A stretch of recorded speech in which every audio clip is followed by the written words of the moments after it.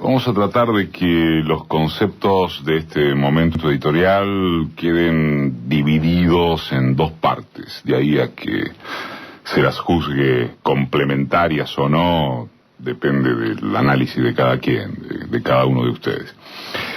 Un primer tramo es de contraste y netamente objetivo, porque remite a cómo reacciona el frente opositor, con sus generales mediáticos a la cabeza, ante lo que llaman el nuevo rostro gubernamental, la reocupación del centro de la escena, el cambiar algo para que nada cambie y sucedáneos.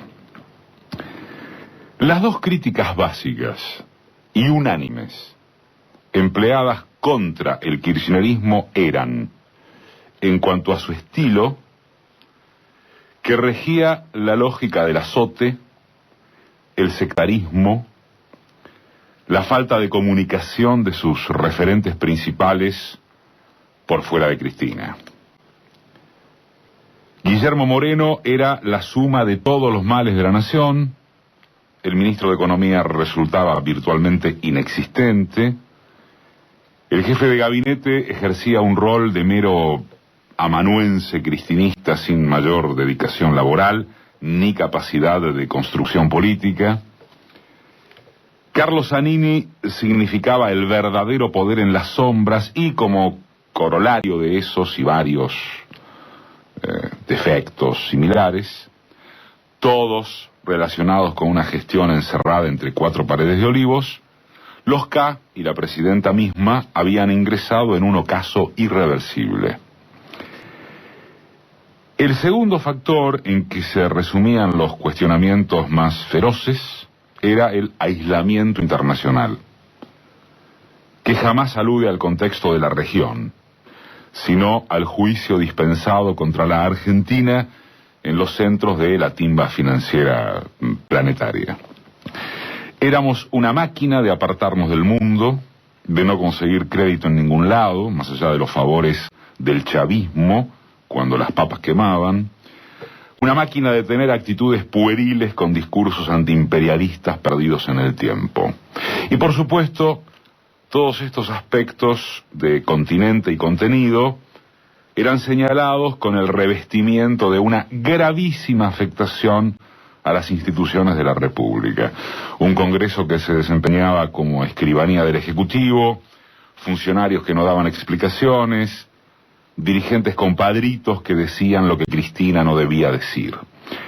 Así era todo, hasta que, derogado el secreto anhelo de que la jefa volviese parecida a una planta, la jefa reapareció, pero para sacudir el tablero de un modo que nadie esperaba, porque, según el manual adjudicado al kirchnerismo por los antikirchneristas, el oficialismo no tiene, entre sus méritos, la sabiduría de pegar los volantazos que corresponden.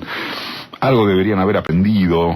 Hablamos de esto la semana pasada, creo, cuando el fallo de la Corte por la ley de medios audiovisuales los dejó con el traste hacia el norte a las pocas horas de que los números electorales les hicieran pensar o apenas creer o decir que creían en una fase terminal. No hubo caso, Curiosamente, si se quiere, no registraron que los kirchneristas se mueven mucho mejor en la adversidad que con el viento de cola.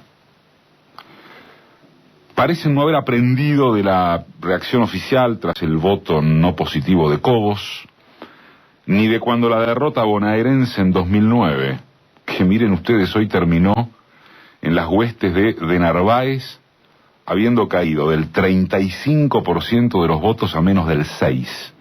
Y sumando a la mano derecha del empresario, Gustavo Ferrari, como asesor general de Daniel Scioli. Hay más en la lista esta. Pino Solanas, que acaba de emerger como trabajador de TN.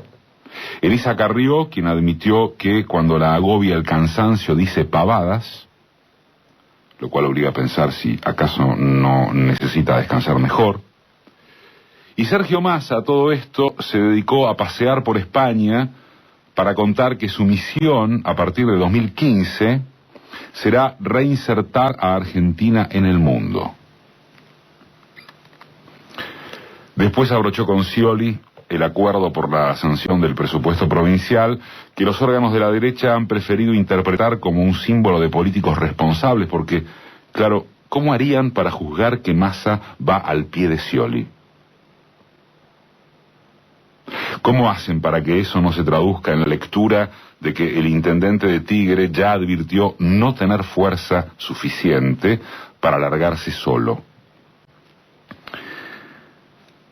La cosa es que, si de estilos se trata, debutaron un jefe de gabinete del que no se sabe cuándo duerme y un ministro de Economía bien activo.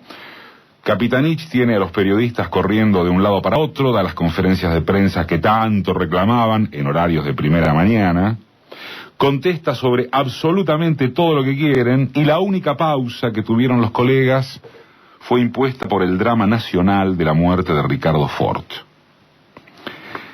Kicillof arrancó con otro tanto, aunque más especificado en los temas que le competen. Pero ahora resulta que Capitanich tiene una sobreexposición de pantalla y Kicillof no sabe de grandes negocios privados. Que el chaqueño aparece con semejante protagonismo porque Cristina no está bien.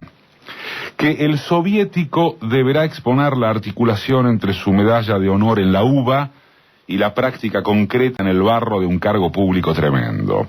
Que Carlos Casamiquela, el nuevo ministro de Agricultura o del Campo, como les gusta decir a ellos, es hombre sabedor de que el fuego quema y el agua moja, pero que es incierto si Cristina no lo tendrá demasiado corto. Que Moreno se habrá ido, pero que si hablan de acuerdo de precios quiere decir que algo quedó. Y respecto de los contenidos, ahora que el gobierno cerró trato con españoles y mexicanos por la nacionalización de YPF, resulta que se blanqueó la hipocresía del relato. Ahora que se vuelven a intentar relaciones con el mundo desarrollado de las finanzas, pasado el diluvio y la obligación progre de acomodar las cartas con recetas propias, resulta que nos bajamos los pantalones. Ahora que el Congreso no fue una escribanía y saltó la discusión por la reforma del Código Civil, pasa que se consintieron las presiones eclesiásticas. Por favor, algunas de estas observaciones son atendibles, Pero el centro no queda ahí, sino en el interrogante de cuál adminículo les vendrá bien. ¿O es que ahora asistiremos al espectáculo de que los medios opositores corran al kirchnerismo por izquierda?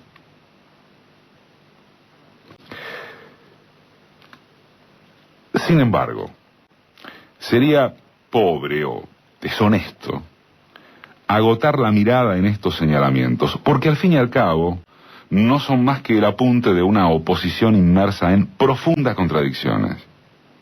O, si ustedes prefieren, que sabe lo que quiere pero no lo puede decir. El repaso por las medidas que está adoptando el oficialismo debe ser mediante un examen propio, descontaminado del rechazo que despiertan los brulotes o las ridiculeces de enfrente, y por más arduo que sea evitar las comparaciones. Acerca de lo estilístico, no hay dudas. El gobierno necesitaba una oxigenación y está muy bien que de una vez por todas, con la salud de por medio y al margen de necesidades electorales, o precisamente por eso, la presidenta se preserve y deje de concentrar cuanta energía haya dando vueltas. Pero es más complicado cuando se va a los fondos, porque en efecto hay músicas que no suenan armoniosas para los gustos del, digamos, libro gordo de la ultranza progresista. Quizás es más por el contraste grueso frente a algunas arengas y declaraciones de otros momentos que por las medidas en sí. ¿Dónde está escrito que no hay etapas sino cursos inamovibles? ¿Dónde está escrito eso? Argentina salió de su incendio porque fue a contramano de las fórmulas de ajuste tradicional. Reactivar el mercado interno supuso patear para adelante cuestiones nodales como la energética. Y el crack internacional significó y significa que tarde o temprano habría que barajar de nuevo para el despegue productivo y la obtención de divisas. El propio crecimiento del país a tasas chinas durante un buen periodo, y en la actualidad sin esa adjetivación, pero creciendo también, desafía la búsqueda de recursos para sostenerlo. Transformar en un escándalo principista la experimentación y explotación de vaca muerta, que puede transformar la economía argentina, o convenir con Repsol para volver a la posibilidad de tener capital de riesgo intensivo, porque de otra manera no hay puerta que se abra. Transformar eso en un escándalo principista es una berretada ideológica. Eso no es izquierda, es izquierdismo. ¿Qué tal si le dicen a Venezuela que deje de exportar el 30% de su petróleo a los Estados Unidos porque el imperialismo no se lo merece? O a Correa que no ate los barriles a la voracidad china porque no se hace negocios con una dictadura. O a Brasil que se las arregle con Petrobras y listo. Y a Cuba que no joda con pruebas de cuentapropismo porque los Castro no entienden nada y la van a infectar sin retorno. La clave es quién conduce, en qué dirección distributiva y con cuál eficiencia. De ahí para arriba se discute, y para abajo son histerias infantiles. Síntesis, comillas, hay una oposición desconcertada, para variar, y a la par, visto desde un kirchnerismo exclusivamente romántico, llamémosle, no transar en nada, no retroceder ni un paso, mantener a rajatabla todos los relatos y acciones que puedan ser interpretables como de izquierda, el riesgo de estar sufriendo un retroceso. ¿Sí? En estos días no faltaron, sobre lo segundo, motivos de inquietud. Ese bochorno de haberle cedido a la Iglesia, se supone que Papa argentino mediante, sus más caras aspiraciones de que un conjunto de células es persona. Eso de haber quitado el sentido social de la propiedad en el proyecto de reforma del Código Civil y Comercial. Miguel Ángel Pichetto, el jefe de los senadores kirchneristas, admitió que votó esas cosas por obediencia partidaria y nunca por convicción personal. La pregunta sería, ¿qué se hace con eso? Más política que ideológicamente. Es decir, si darle o no una dimensión estructural. ¿Se entiende? ¿Qué se hace? ¿Se mira la realidad por el ojo de la cerradura, como decía Jauretche? Como Capitanich es un ferviente católico antiabortista, ¿el resto se convierte en un cúmulo de aspectos secundarios? Como se llegó a un acuerdo con Repsol, ¿se tiraron las banderas patrióticas por la ventana? Como hacen falta dólares y financiamiento, se prueba que el gobierno demuestra ser un apéndice de capitalismo salvaje, hasta ahora bien disimulado y listo el pollo analítico. Es así de fácil. Así de fácil. En verdad que no. Es así de fácil para quienes creen que solo se avanza en línea recta.